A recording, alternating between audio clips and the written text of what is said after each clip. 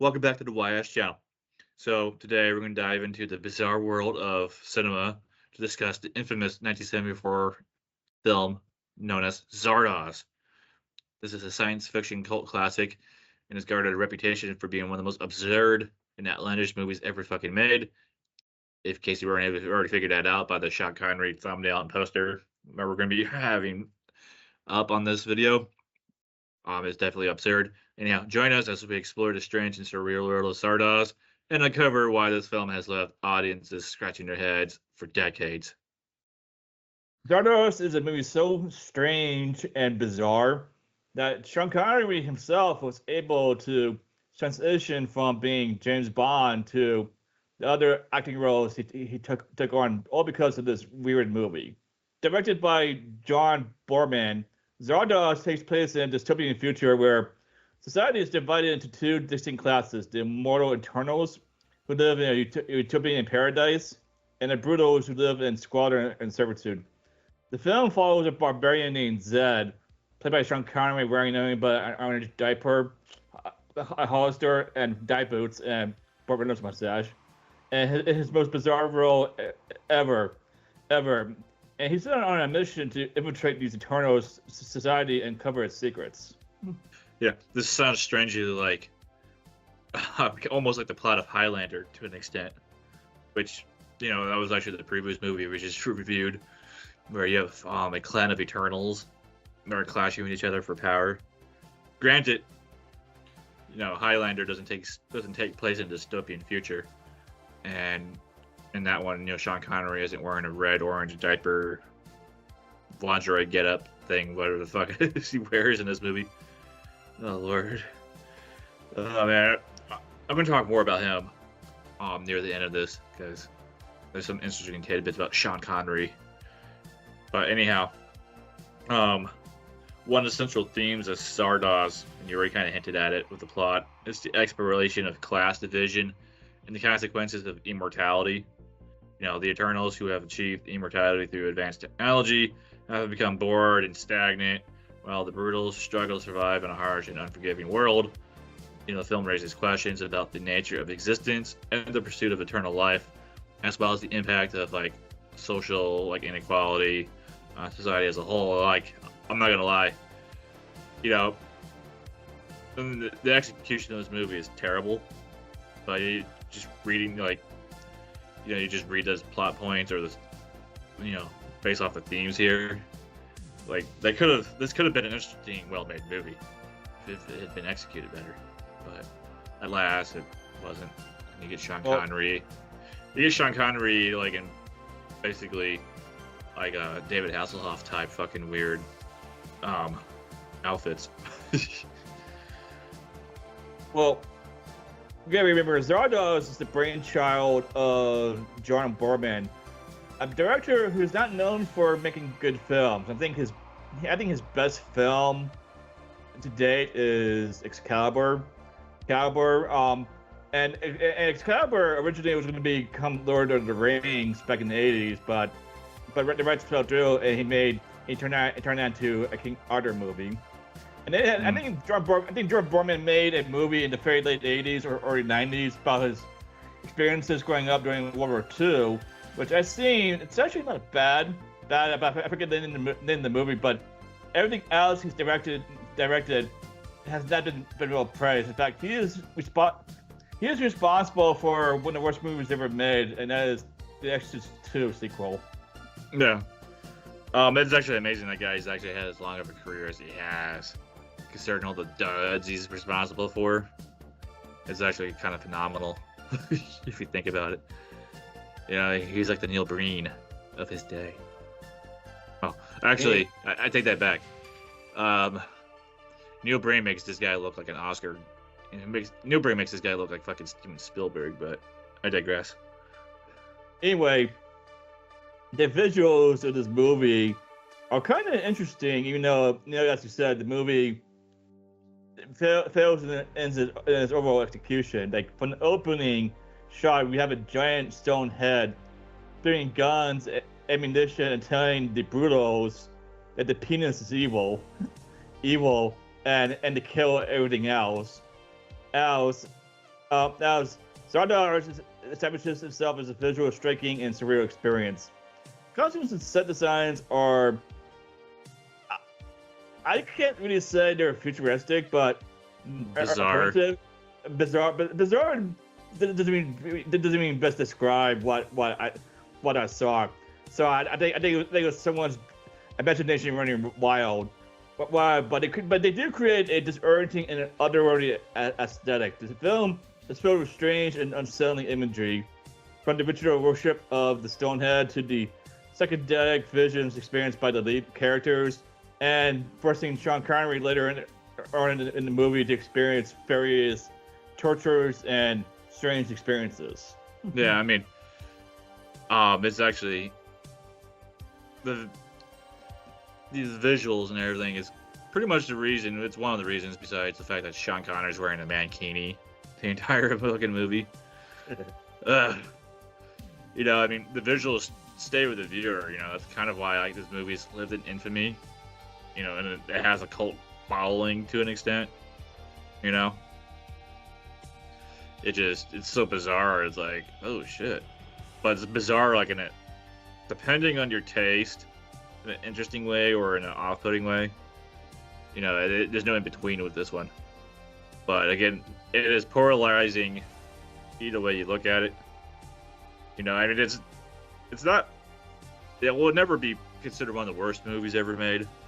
You know, I mean, there is way worse than this, but it's definitely bad. There's nothing else to add to that other than it's a bad movie, absurd and bad. You know, but I digress here. So anyhow, the characters of this movie, right? Which for some people is arguably the most memorable aspect as well of Zardoz. You know, because these characters are eccentric, larger than life. I mean, again, you get Sean Connery running around in a bikini. And of course, he is the lead. He plays Ved. He's a fascinating mix of barbarian warrior and existential philosopher. He grapples with the meaning of his existence, you know, and his place in the world. The Eternals are portrayed as aloof and detached beings, disconnected from realities of life and death. Together, these characters create a bizarre and compelling dynamic that keeps the viewers engaged throughout the antics of this fucking crazy ass movie. But you know, that's Zardoz for you. A lot of Zardoz is notoriously convoluted and non-essential, with twists and turns that defy logic, explanation. In fact, I really believe everyone making this movie was high on drugs when they shot it.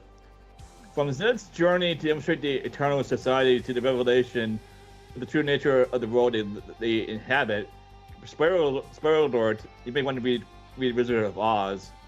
The film is filled with bizarre and unexpected developments.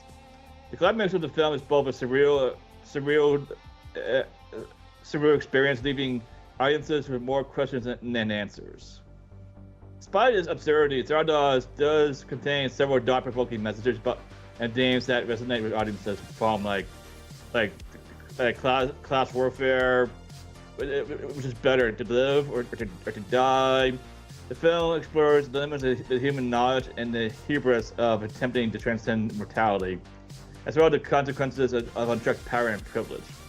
By presenting these ideas in a strange and surreal manner, Zardoz challenges viewers to think critically about the world around them and the choices that they make, and hopefully they never don the orange mankini Sean Connery wears in this movie. Yeah, I mean, honestly, the movie is filled with interesting ideas, you know, and interesting themes, you know, and of the talking points, but it's just executed terribly. Like, it could have been a lot better than what it was. Yeah. I agree. Same thing could be said about a lot of the movies we've reviewed on the channel.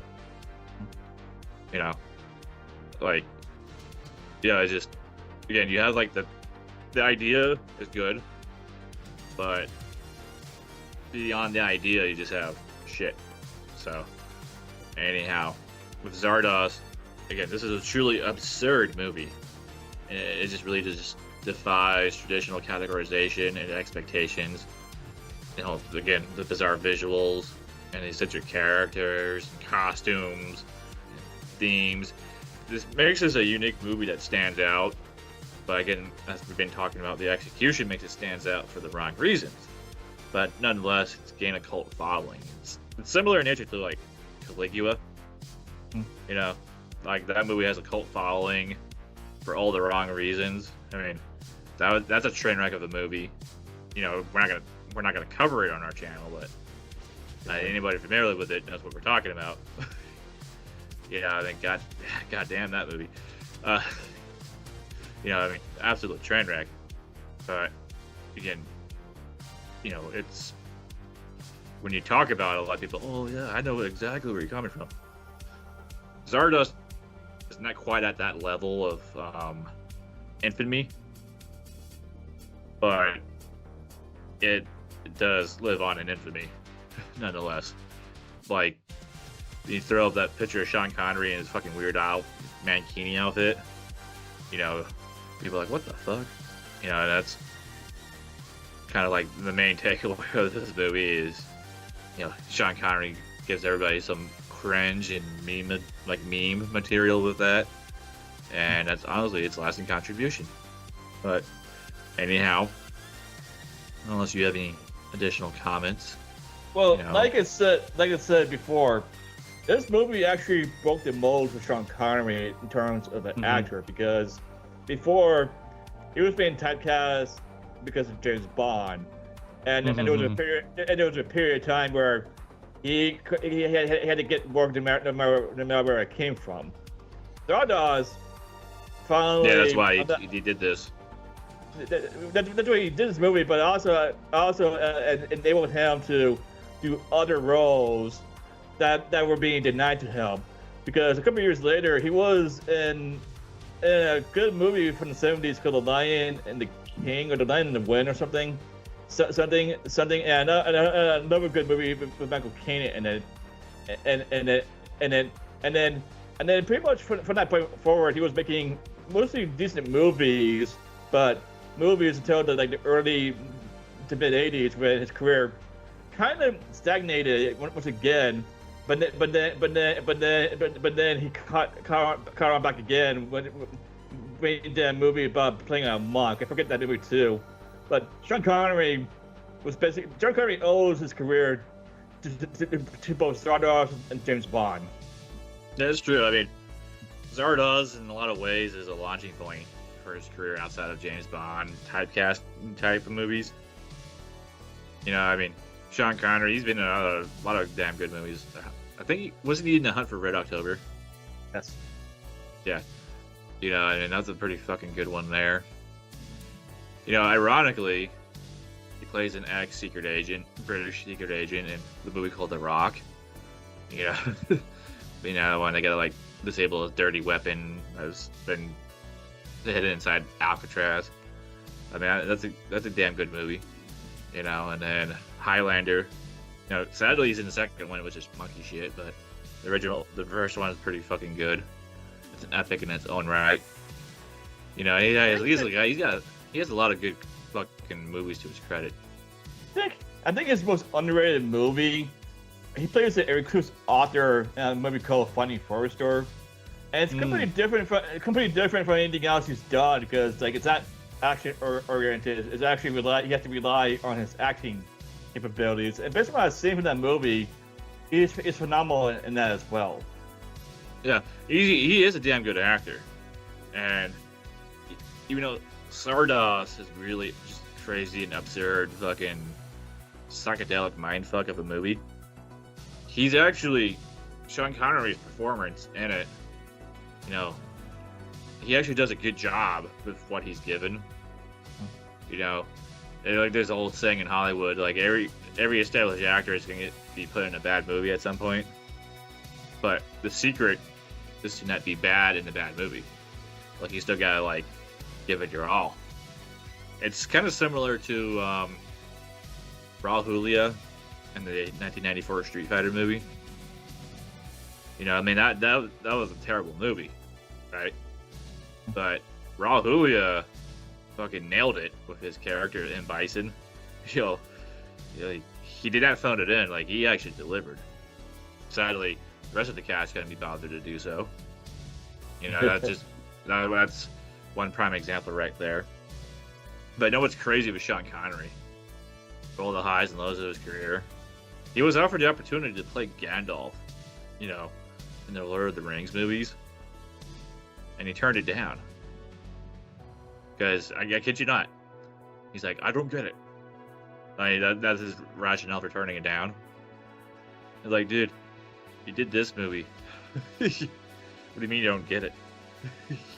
Well, like, here's the funny thing about his decision. Had he accepted to play Gandalf, he would have been entitled to a certain percentage of the gross profits, and supposedly that number would have been over $400 million just to play Gandalf. All he had to do was spend a year and a half filming all three Lord of the Rings movies in New Zealand. Mm-hmm. Yeah, I know. Well, and Ian McKellen gets all that shit now. So there you go. Yeah.